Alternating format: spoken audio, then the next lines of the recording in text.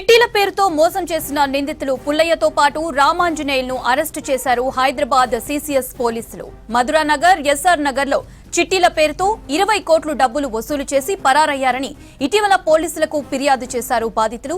దీంతో కేసు నమోదు చేశారు పోలీసులు. సిసిఎస్ డీసీపీ ఆదేశాలతో కేసు దర్యాప్తును ముమ్మరం చేశారు. చివరికి నిందితులను బెంగళూరులో అదుపులోకి తీసుకున్నారు. ఏపీ అనంతపురం జిల్లాకు చెందిన పుల్లయ్య హైదరాబాద్ లో నివాసం ఉంటున్నాడని గుర్తించారు సిసిఎస్ పోలీసులు. కస్టడీ తర్వాత ఈ కేసులో మరిన్ని విషయాలపై క్లారిటీ వచ్చే ఛాన్స్ ఉంది. చిట్టీల పేరుతో మోసం చేసిన నిందితులు పుల్లయ్యతో పాటు రామాంజనేయులను అరెస్టు చేశారు హైదరాబాద్ సిసిఎస్ పోలీసులు. మధురానగర్, ఎస్ఆర్ నగర్ లో చిట్టీల పేరుతో 20 కోట్ల డబ్బులు వసూలు చేసి పరారయ్యారని ఇటీవల పోలీసులకు ఫిర్యాదు చేశారు బాధితులు. దీంతో కేసు నమోదు చేశారు పోలీసులు.